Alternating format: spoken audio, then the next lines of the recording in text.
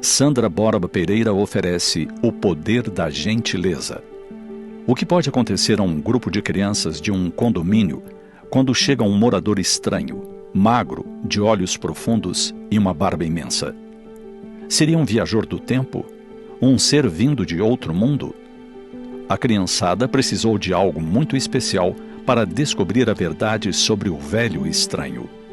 Descubram o mistério lendo O Poder da Gentileza.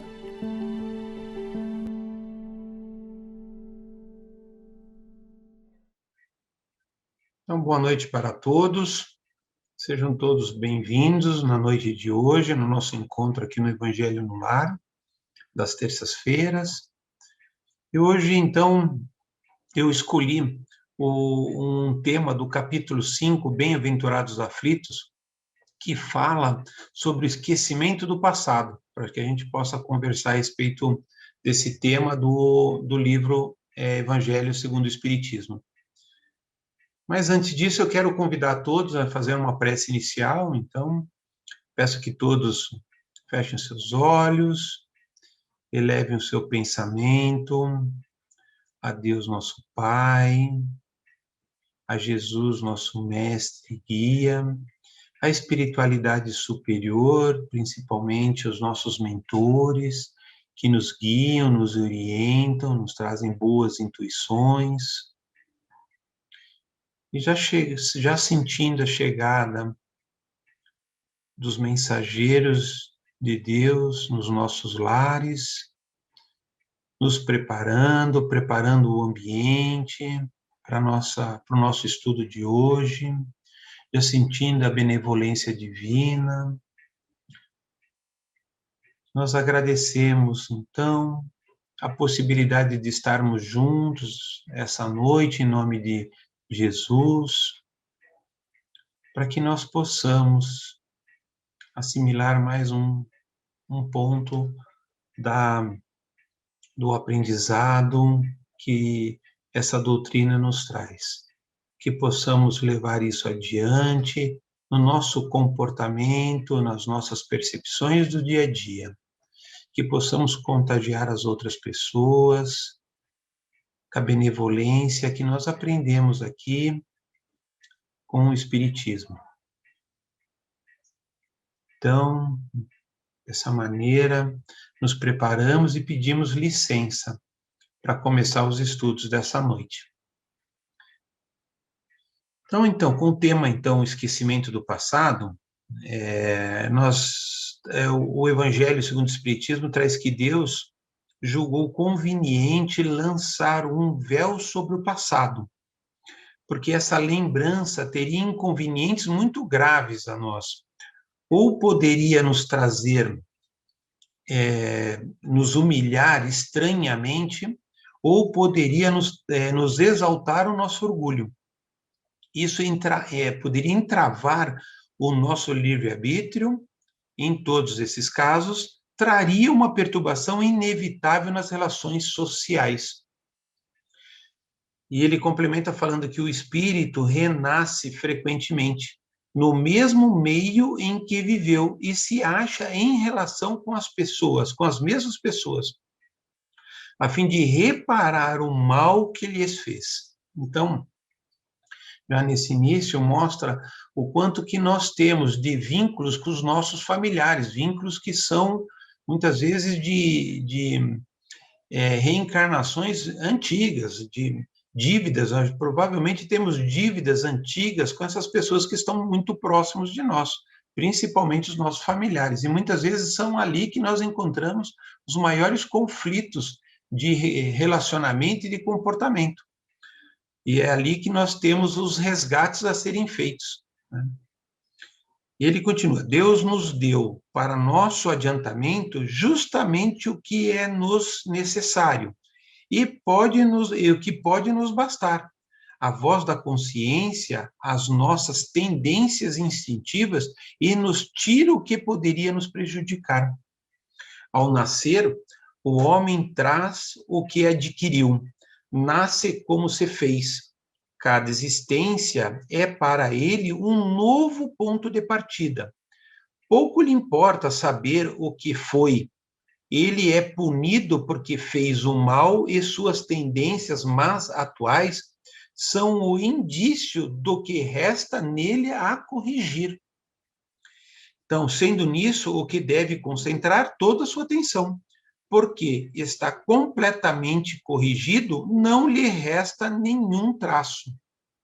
As boas resoluções que tomou são a voz da consciência e que adverte do que é bem ou mal, e lhe dá a força para resistir às más tendências.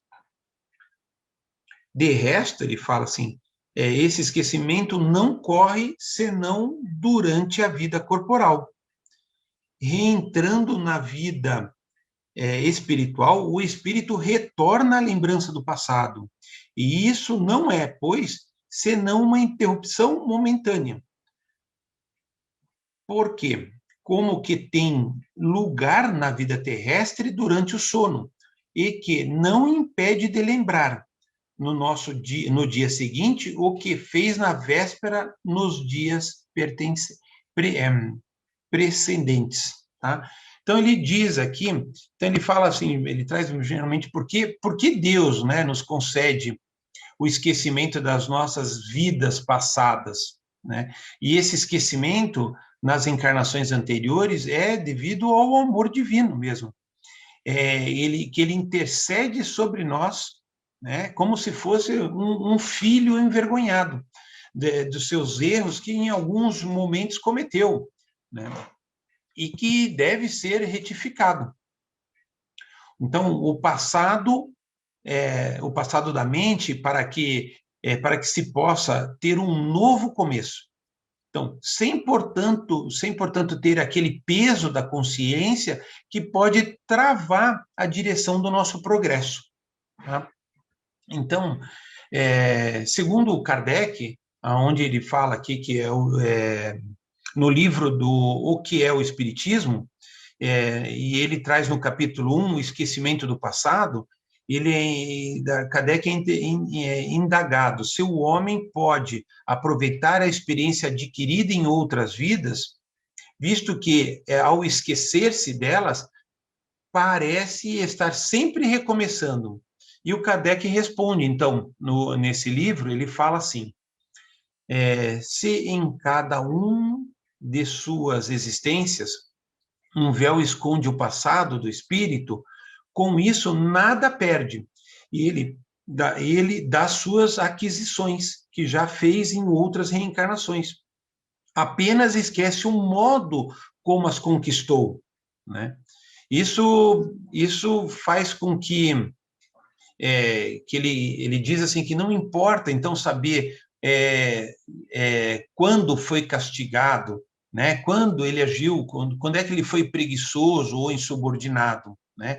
E que mais importante é que se os sofrimentos da vida parecem muito longos e que eles se juntasse todas, né? Como é que seria isso se juntasse todas as lembranças lá do passado, né? Lembrando que essa nossa encarnação, esse nosso jeito que a gente é hoje, é a melhor versão que a gente tem de todas as encarnações, devido ao progresso, né, que é sempre contínuo e persistente em nós. Então, certamente, o que fomos em encarnações passadas e o que fizemos, certamente, são bem piores do que nós fazemos hoje em dia, ou do que nós somos, né? Então, ele continua assim falando, se já nos causa enorme sofrimento nos erros nesta vida e nossas más escolhas, imagina se isso se somasse aos nossos erros e delitos de todas as nossas encarnações, né? Então, teríamos provavelmente inúmeras crises de culpa e nos travaríamos novamente no nosso progresso, né? Então, finalizando até nosso estudo de hoje, lembrar assim que o que nós fomos no passado, seja em encarnações anteriores que nos traz as lembranças, porque não nos é conveniente, e isso devido à misericórdia divina, né? Ou sejam até nessa vida, né? O que fomos no passado ainda, em tempos anteriores, remotos, mas que ainda nesta vida não quer dizer o que nós somos hoje, não traduz o que nós somos hoje, e muito menos pode traduzir o que nós poderemos ser amanhã de acordo com o nosso livre-arbítrio. Por isso que nós temos a possibilidade de entendermos, né, revisitarmos algumas lembranças, né, sem nos culparmos do que aconteceu no passado, para que a gente possa sempre ter a opção de fazer diferente, de nos melhorar e de melhorar, né, a cada edição a nossa existência. Então, com isso, eu finalizo o nosso encontro de hoje. Agradeço a todos a possibilidade de estarmos juntos e conversarmos um pouco e refletirmos a respeito dos ensinamentos que Jesus nos deixou aqui. E convido a todos, então, para fazer a prece de encerramento. Então, que fechemos nossos olhos, mais uma vez, elevemos nosso pensamento. Podemos agradecer todas as pessoas que fazem parte da nossa existência, que são palco e proporcionam situações que servem para o nosso melhoramento. Agradecemos aos nossos familiares a possibilidade de nos relacionarmos.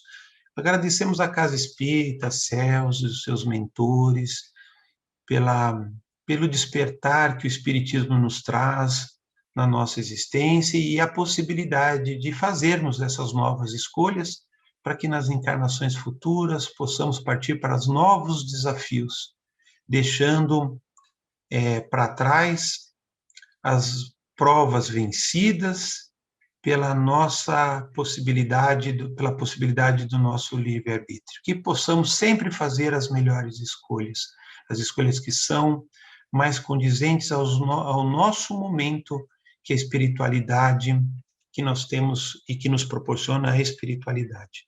Muito obrigado a todos, então, pelo nosso encontro, uma boa semana para todos e até terça-feira que vem. Obrigado, pessoal, um forte abraço.